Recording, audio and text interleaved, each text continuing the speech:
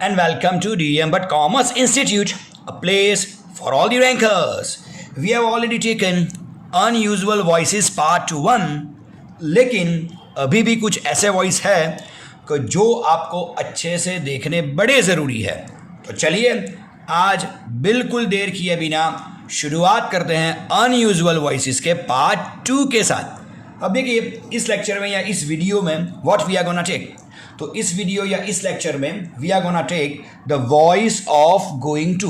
वैसे हम 3 different genres के वॉइसेस तो ज़रूर से सीखेंगे, लेकिन सबसे पहले हम सीख रहे हैं voice of going to.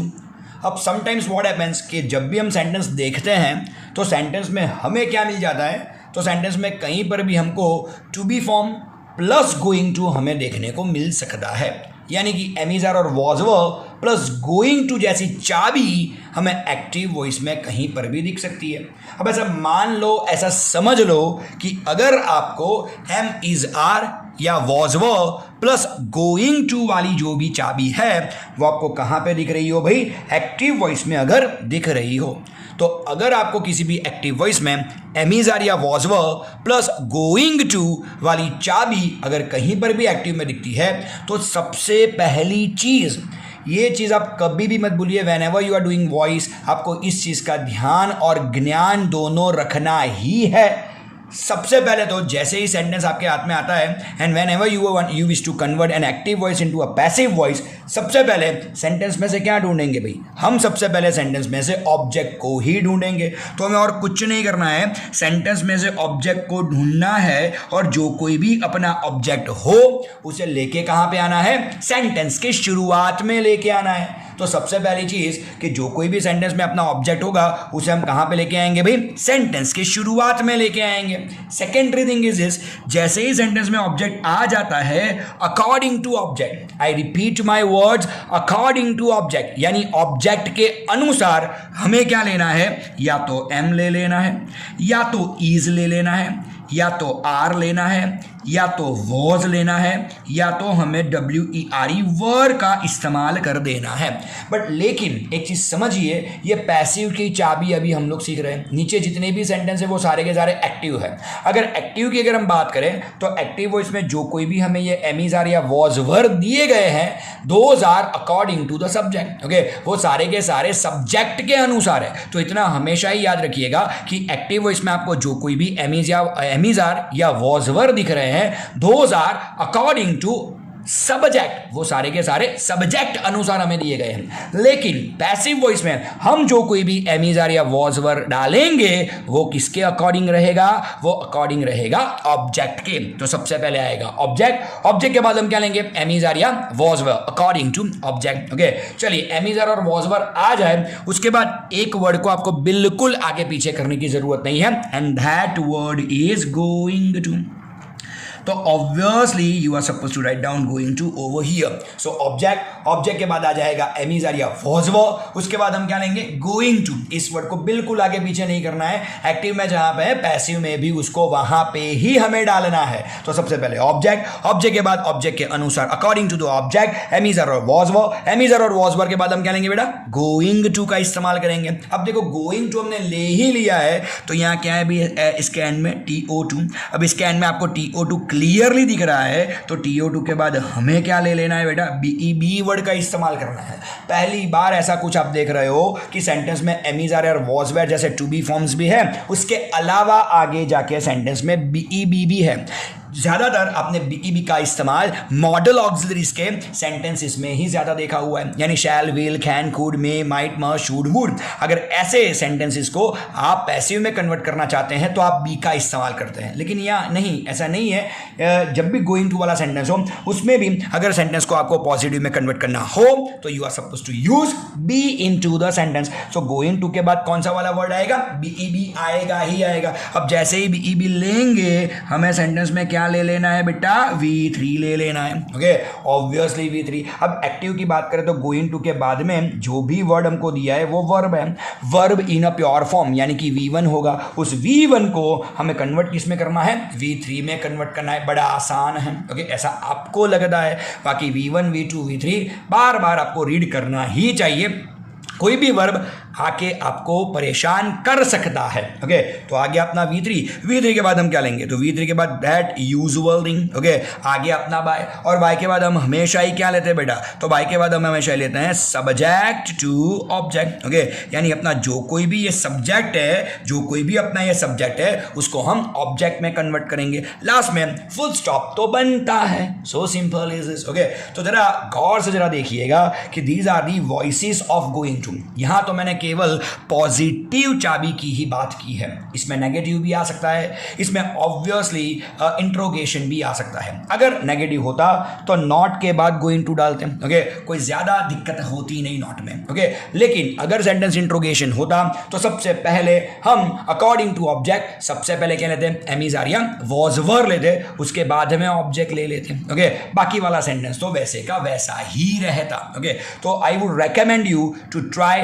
Negative and interrogation sentence of going to even. Okay, वैसे आएंगे कम, लेकिन इतना तो जरूर से बोल सकते हैं कि एक बार देखा हुआ हो तो कोई दिक्कत नहीं आएगी। बाकी पॉजिटिव तो आपके पास है ही है। चलिए, तो चाबी दोबारा मैं रिपीट कर रहा हूं। सबसे पहले आएगा ऑब्जेक्ट, ऑब्जेक्ट के बाद अकॉर्डिंग टू द ऑब्जेक्ट क्या रहेगा, एम इज आर या वॉज वर, उसके बाद गोइंग टू तो रहेगा ही रहेगा, going to can not be replaced. Okay, अब गोइंग टू के बाद क्या आएगा, बीईबी। ये वर्ड एक्स्ट्रा वाला है, you should never ever forget this extra word BEB, डालना ही है हमें बीईबी। ओके, अब बीईबी के बाद हम क्या लेंगे बेटा, तो बीईबी के बाद आएगा V3। ओके, अच्छा, जो कोई भी अपना V1 है उसको कन्वर्ट कर दो V3 में। V3 जैसे ही आएगा वही अपनी पुरानी चीज कि जैसे ही V3 डाला ले लो बाय, और बाय के बाद क्या आएगा, सब्जेक्ट टू ऑब्जेक्ट लेना ही है। चलिए, तो now we are heading towards 3 of the examples. यहां मैंने गोइंग टू के 3 एग्जांपल डाले हुए हैं, तो चलिए we are gonna take them one by one.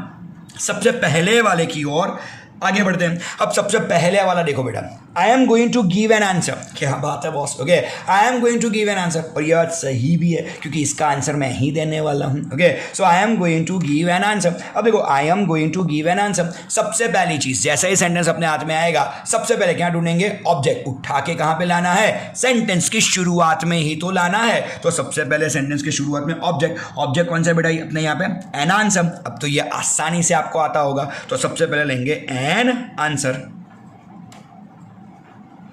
चलिए, एन आंसर मैंने ले लिया है। अब आई के साथ तो हमेशा ही रहेगा एम, लेकिन आप जानते हो एन आंसर के साथ क्या आएगा, is, because N answer is a singular one. अगर सिंगुलर है तो बेटा अपने को इज का ही इस्तेमाल करना है। हाँ, यहां पे आंसर्स होता, अगर यहाँ एन आंसर की जगह आंसर्स होता तो यहाँ पे आर डालते हैं। सो सिंपल इज दिस। ओके, तो देखो एन आंसर इज, इसके बाद हमें क्या लेना है, गोइंग टू।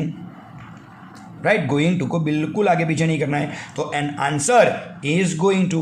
एक्स्ट्रा वर्ड कौन सा डालेंगे, बी तो रहेगा ही रहेगा, तो an answer is going to.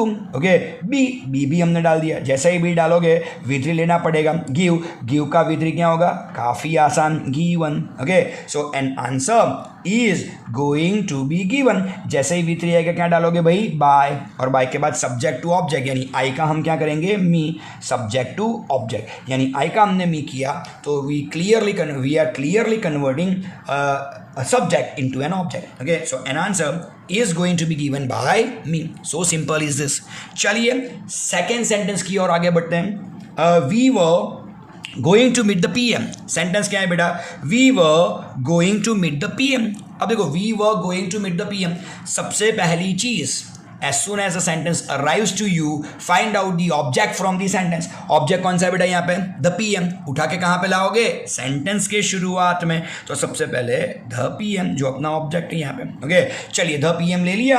अब देखो V के साथ तो वर्ब एक यूजुअल सी चीज है, लेकिन पीएम माने प्राइम मिनिस्टर, अपने प्यारे प्राइम मिनिस्टर, तो obviously we can speak like this कि द पीएम के साथ क्या आएगा, वॉज आ जाएगा, तो take was. So the PM was. अब गोइंग टू तो कहीं पे भी जाने वाला नहीं है, तो गोइंग टू वैसे का वैसा, so the PM was going to, जो भी एक्स्ट्रा वर्ड है that word will be. Okay, तो ले लिया be, the PM was going to be. Okay, अब जैसे ही बी डालेंगे क्या लेंगे, V3, तो मीट का V3 क्या होगा, MET, met. Okay, the PM was going to be met. जैसे ही V3 लिया क्या करोगे भाई, बी बाय के बाद क्या आएगा, सब्जेक्ट टू ऑब्जेक्ट, यानी वी का हम क्या करेंगे भाई, अस लास्ट में क्या बनेगा, फुल स्टॉप। तो yes, this is the answer. The PM was going to be met by us. The PM was going to be met by us. So simple is that. Okay, चलिए सबसे last वाले की ओर आगे बढ़ते हैं. Okay, सारी चीज़ें 100% आपके दिमाग में से क्लियर हो ही गई होंगी. Okay, चलिए, Raj is going to spin the wheel. Okay, जानबूझ के ऐसा ही मैंने आपको वर्ब दिया है जिसमें आपको दिक्कत आ सकती है. चलिए, वो सारी चीज़ें तो बाद में आएंगी. सबसे पहले ढूंढेंगे ऑब्जेक्ट. ऑब्जेक्ट कौन सा है भाई, द व्हील. उठा के कहाँ पे लाओगे, सेंटेंस के शुरुआत में. तो सबसे पहले द व्हील. चलिए, द विल ले लिया मैंने यहाँ पे. ओके, यू नो दैट राज के साथ भी इज आएगा, विल भी सिंगुलर है तो उसके साथ भी इज ही आएगा. The will is. अब देखो, गोइंग टू तो कहीं पे जाने वाला नहीं है, तो ले लो भैया गोइंग टू. ओके, चलिए, गोइंग टू आ जाएगा. एक्स्ट्रा वर्ड कौन सा डालेंगे भाई, बी ई बी. बी के बिना तो आगे जा ही नहीं सकते.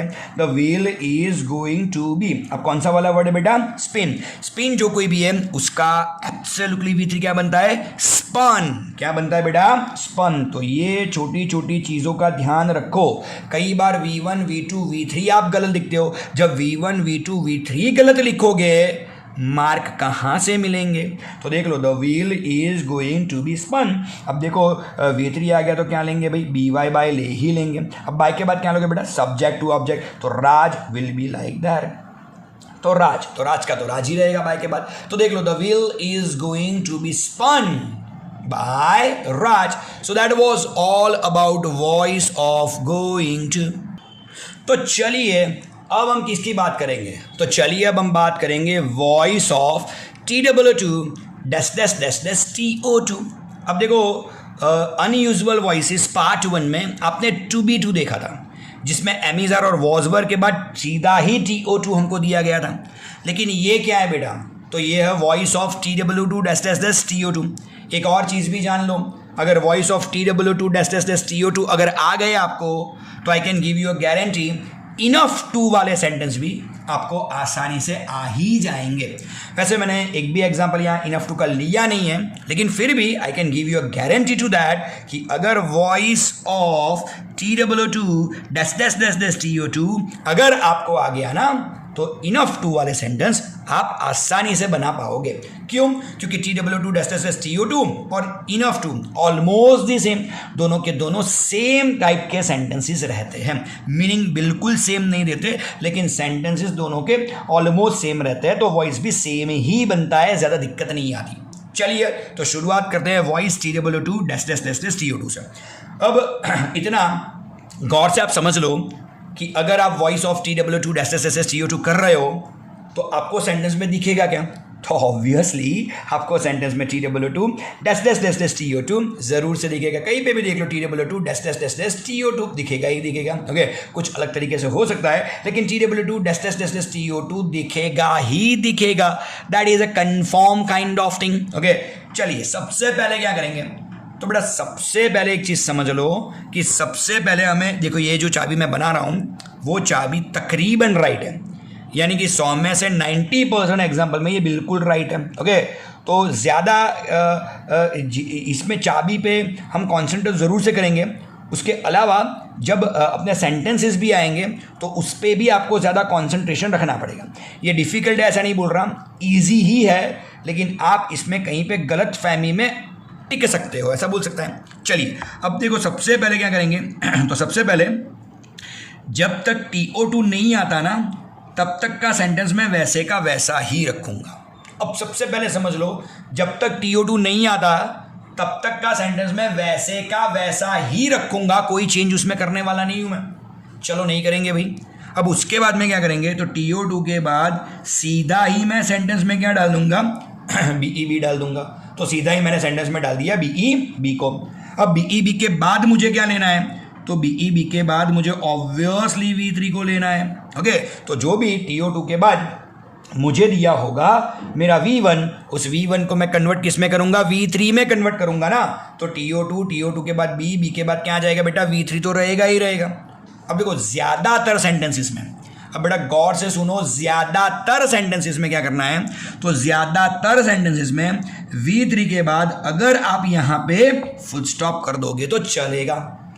ज़्यादातर सेंटेंसेस में ऐसा होता है कि आप यहाँ पे फुल स्टॉप कर दो प्रॉब्लम सॉल्व। अब आप पूछोगे सर ऐसा कोई सेंटेंस मेरे को दिखाओ, बिल्कुल दिखाऊंगा। पहला वाला ही देख लो, the poem is too large to remember. क्या लिखा है बेटा? The poem is too large to remember. अब देखो यहाँ टू लार्ज टू रिमेंबर, मैंने क्या बोला? सबसे पहले TO2 तक का सेंटेंस वैसे का वैसा रखो। तो सबसे पहले क्या करेंगे? The poem is too large. अब TO2 भी ले लिया। अब ज़्यादा कुछ तो करना नहीं है, सीधा क्या डालना है? BEB डालना है, तो ले लो BEB। चलिए, और रिमेंबर का V3, तो रिमेंबर का V3 क्या होगा? रिमेंबर्ड, ED लगेगा, तो obviously we are going for remembered. चलिए, तो मैंने रिमेंबर्ड भी यहाँ पर डाल दिया। वैसे देखा जाए तो बड़ी आसान सी ये चीज़ है, लेकिन जब तक ये सारी चीज़ें देखोगे नहीं आएगा नहीं। तो इसीलिए तो मैं उसे अनयूजुअल बोलता हूँ कि कहीं पर भी आप इस सेंटेंसेस में ट्रैप हो सकते हो। हर कोई भले हो जाए, आप DM सर के स्टूडेंट हो, आपको ट्रैप नहीं होना है। तो देख लो, the poem is too large to be remembered, ये आसान चीज़ होगी। अब देखो इसी में हम क्या लेते हैं बेटा? तो इसी में की 2 ले लेते हैं। अब की 2 में क्या होगा? तो की 2 में अगर आप देखोगे तो सेंटेंस के बीचों बीच में हमें फॉर प्लस सब्जेक्ट दिख जाएगा। जैसे यहाँ फॉर मी है, जैसे यहाँ फॉर द चाइल्ड है, ऐसा कुछ दिख जाएगा। अगर सेंटेंस के बीचों बीच में हमें फॉर द चाइल्ड यानी for plus subject, for me यानी फॉर प्लस सब्जेक्ट अगर दिख जाता है तो क्या करना है? तो पहली चीज़ यही करो कि सबसे पहले तो TO2 नहीं आ जाता तब तक का सेंटेंस वैसे का वैसा रखो। लेकिन TO2 तक का सेंटेंस तो हम ले लेंगे, कोई दिक्कत वाली चीज़ नहीं है, लेकिन बीच में फॉर प्लस सब्जेक्ट आपको नहीं लिखना है। जैसे कि इस सेंटेंस में this book is too heavy for the child to लिव, तो आप हैवी के बाद सीधा ही TO2 डाल दोगे, आप फॉर द चाइल्ड नहीं लिखोगे, क्योंकि फॉर द चाइल्ड को हमें किसी और जगह पे लेके जाना है। तो सबसे पहले इतना समझ लो कि अगर सेंटेंस के बीचों बीच में यानी एडजेक्टिव के बाद में अगर हमें फॉर प्लस सब्जेक्ट दिया है तो हम TO2 तक का सेंटेंस तो लिखेंगे, लेकिन बीच में ये जो फॉर प्लस सब्जेक्ट दिया है वो हम नहीं लिखेंगे। ये सबसे पहली चीज़। क्यों? क्योंकि बीच में ये जो फॉर प्लस सब्जेक्ट है उसको हमें कहीं पे और लेके जाना है, समझो आप। ओके, अब कहाँ लेके जाना है वो भी मैं आपको बताऊंगा। ओके, तो देखो सबसे पहले TO2 तो ले लिया, उसके बाद V आ जाएगा, B के बाद क्या आ जाएगा बेटा? V3 भी आ जाएगा। तो TO2 ले लिया, BEB ले लिया और V3 भी ले लिया। अब आप पूछोगे सर ऊपर वाली जैसी तो चाबी बनी, यहाँ नई बात कौन सी आई? बेटा नई बात अभी आएगी। अब देखो यहाँ सेंटेंस के बीचों बीच में फॉर प्लस सब्जेक्ट हमको दिया है। अब सेंटेंस के बीचों बीच में जो फॉर प्लस सब्जेक्ट है वो तो हमको नहीं लिखना है, जब हम TO2 तक का सेंटेंस लिखते हो तब। तो ये जो कोई भी अपना फॉर प्लस सब्जेक्ट है हम उसको लेके कहाँ पे जाएंगे? तो हम उसको लेके जाएंगे V3 के बाद में। अब V3 के बाद में फॉर नहीं लिखते, for will be replaced with by. तो फॉर की जगह पे हम क्या लेंगे बेटा? बाय ले लेंगे। तो फॉर की जगह पे हमने क्या ले लिया बेटा? बाय। तो TO2 BEB V3 तो आ गया, लेकिन V3 के बाद में बेटा क्या लेंगे? BY बाय लेंगे। तो सबसे पहले BY डाल दो। अब बाय के बाद हम क्या लेंगे? तो ऑब्वियसली बाय के बाद हम लेंगे सब्जेक्ट टू ऑब्जेक्ट। अब हम ले लेंगे subject to object. So this can be the real answer. Okay, तो जब सेंटेंस के बीचों बीच में इस तरह से फॉर प्लस सब्जेक्ट अगर डाला है तो हमें फॉर प्लस सब्जेक्ट सेंटेंस के एंड में लेके जाना है, यानी V3 के बाद में लेके जाना है। अब किसी भी चीज़ को आप V3 के बाद में लेके जाओगे, कितने सारे वॉइसेस में आपने ये देखा है कि अगर उसे V3 के बाद में लेके जाओगे तो BY बाय डालोगे तो फॉर निकल ही जाएगा। फॉर और बाय साथ में तो आ नहीं सकता, तो फॉर निकल जाएगा। फॉर की जगह पे बाय डाल दो और बाय के बाद सब्जेक्ट टू ऑब्जेक्ट ले लो। No issue with this. कितना आसान। ओके, चलिए देख लेते हैं सेंटेंस तो और आसान हो जाएगा। अब देखो this book is too heavy for the child to लिव। अब देखो यहाँ पे तो बीच में कोई फॉर प्लस सब्जेक्ट नहीं था, तो TO2 के बाद सीधा B और B के बाद सीधा ही रिमेंबर डाल दिया, खत्म करी कहानी। अब यहाँ तो ऐसा होने वाला नहीं है, तो यहाँ कुछ अलग होगा। क्या होगा? तो ये भी देख लो बेटा। ओके, सबसे पहले आएगा दिस बुक। गौर से देखना, कई बार चाबी से ज़्यादा सेंटेंस गौर से देखने से आते हैं। तो आएगा the book is too heavy. चलिए यहाँ तक तो पहुँच गए, the book is too heavy. अब फॉर द चाइल्ड तो मेरे को लिखना नहीं है, सबसे पहले मैं TO2 ले लूँगा, तो yes I will go ahead with 2। Okay, the book is too heavy to. The book this book is too heavy to. Okay, so simple. अब लिफ्ट का क्या करूंगा, लिफ्टेड कर ही दूंगा क्योंकि मुझे V3 लेना है। ओके, तो देखो अभी तक तो सेंटेंस दोनों सेम ही लग रहे हैं, this book is too heavy to be lifted, लेकिन यहाँ फॉर प्लस चाइल्ड था, फॉर द चाइल्ड था, उसे मुझे कहाँ पे लेके जाना है, ऑब्वियसली बाय के बाद, तो फॉर निकल जाएगा, फॉर की जगह ले लेगा बाय, और बाय के बाद लूंगा द चाइल्ड, और लास्ट में कर दूंगा फुल स्टॉप। हो गई मेरी चाबी number 2, perfect. Okay, this book is too heavy to, ओ मैंने कुछ गलती कर दी, गौर से TO2 के बाद मुझे यहाँ BEB डालना है। I forgot to do this. Okay, अब कई बार क्या होता है, ये छोटी छोटी चीज़ों की गलतियाँ हो जाती है। तो देखो, this book is too heavy to be lifted by the child, to be lifted by the child, this can be the answer. यहाँ बी डालना मैं भूल गया था। Okay, extremely sorry for that. चलिए दूसरा वाला देख लेते हैं। The game was too slow for me to watch, the game is too slow for me to watch. अब देखो यहाँ सबसे पहले तो फॉर मी नहीं लिखेंगे, लेकिन TO2 तक पहुंच जाएंगे, तो क्या आएगा, the game was too slow to, right, यहां तक पहुंच गए। अब क्या डालोगे बेटा, अब डालोगे BEB, नहीं हर बार गलती नहीं करूंगा, तो क्या आएगा, the game was too slow to be. अब वॉच का क्या करेंगे, watched, so simple is this, V3 भी मैंने ले लिया, तो वॉच्ड भी मैंने ले लिया। The game was too slow to be watched. अब देखो V3 ले लिया, तो क्या करोगे बेटा, यहाँ पे BY बाय, तो ले लो BY बाय। ओके, राइट, और बाय के बाद क्या करेंगे, फॉर के बाद वाला जो सब्जेक्ट उसको लेके ले आओ लास्ट में, तो बाय के बाद मी का मी कैसा रहेगा, वैसे का वैसा, लास्ट में कर दो फुल स्टॉप। ओके, तो देख लो, the game was too slow to be watched by me, तो बी वर्ड तो चाहिए ही चाहिए, यहाँ पे भी डाला हुआ है, यहाँ पे भी डाला हुआ है, don't you forget that. So that was all about voice of TW2 TO2। इसी तरह से इनफ टू के एग्जाम्पल भी कुछ इसी तरह से बनते हैं, कुछ ज़्यादा अंतर उसमें नहीं है। तो चलिए कुछ और आगे बढ़ते हैं। चलिए तो अब आगे बढ़ते हैं वॉइस ऑफ इंपरेटिव की ओर। अब देखो, बहुत सारे बच्चों को ये मालूम नहीं होता कि सर इंपरेटिव सेंटेंस किसे बोला जाता है। सच बता रहा हूँ, बहुत सारे बच्चों को ये मालूम ही नहीं होता कि how could we identify an imperative sentence. Okay, अब देखो, इंपरेटिव सेंटेंस को अगर आपको आसानी से आइडेंटिफाई करना है, so I can give you a key to that. अब बस इतना ही समझ लो कि जब भी आप कोई भी सेंटेंस देखो और अगर उस सेंटेंस की शुरुआत V1 से हो जाए, okay, come here, go there, get out of the class, stand up on the bench, कितनी बार ये सारी चीज़ें सुनी हुई है आपने, राइट। तो ऑब्वियसली V1 से, इन सारी चीज़ों की शुरुआत V1 से हो रही है। अब जब ये सारी चीज़ों की शुरुआत अगर V1 से हो रही है, दो sentences are imperative sentences. Okay, तो सबसे पहले V1 से शुरुआत हो। कुछ और आगे बढ़ते हैं। अगर सेंटेंस की शुरुआत प्लीज़ या काइंडली से हो, प्लीज़ से हो सकती है या तो काइंडली वर्ड से हो सकती है। ओके, अगर किसी भी सेंटेंस की शुरुआत प्लीज़ या काइंडली से हो जाए तो वो भी इंपरेटिव है। और तो तीसरी चीज़ है, ऐसा बोल सकते हैं कि जब भी सेंटेंस की शुरुआत डोंट से हो, किससे हो बेटा, डोंट से हो।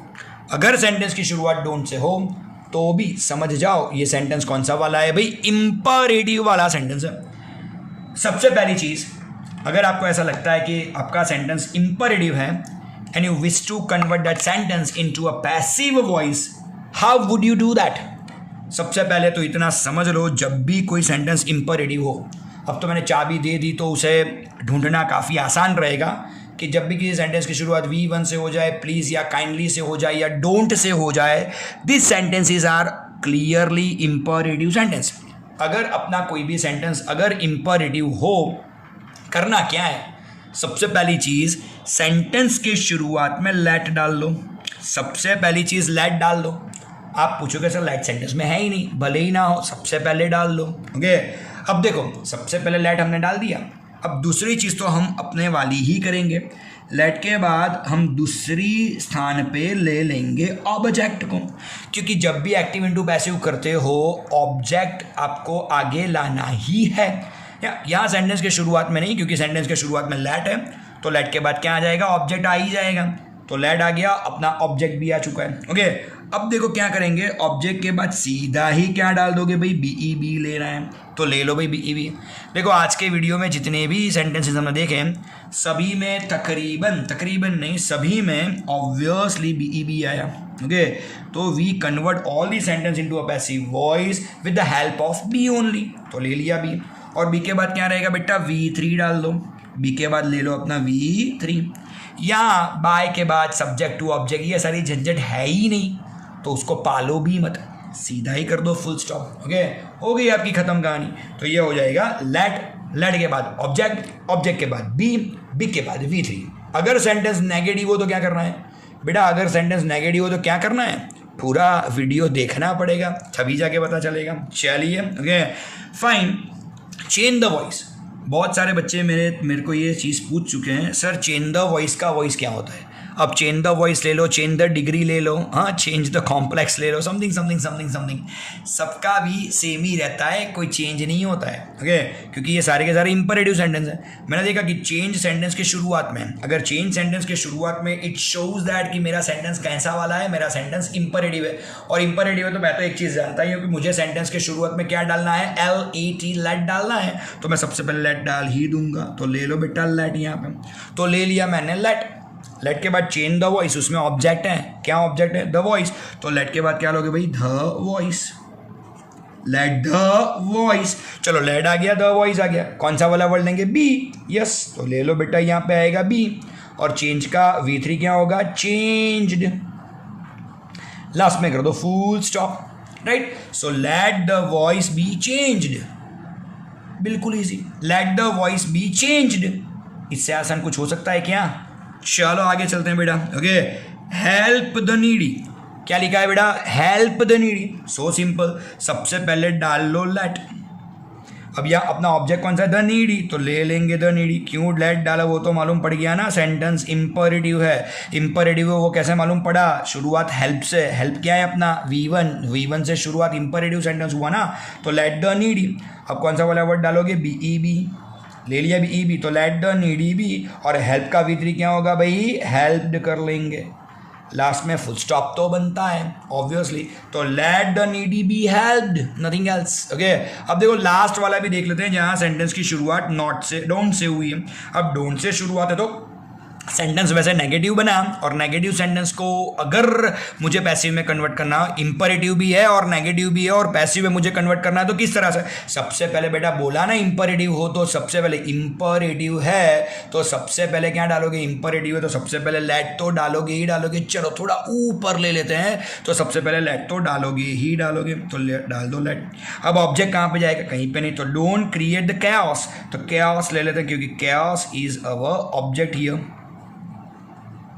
चलिए, so let the chaos. Okay, अब गौर से देखो बेटा, अगर पॉजिटिव होता तो सीधा बी डालता, लेकिन यहाँ सेंटेंस के शुरुआत में डोंट वर्ड है।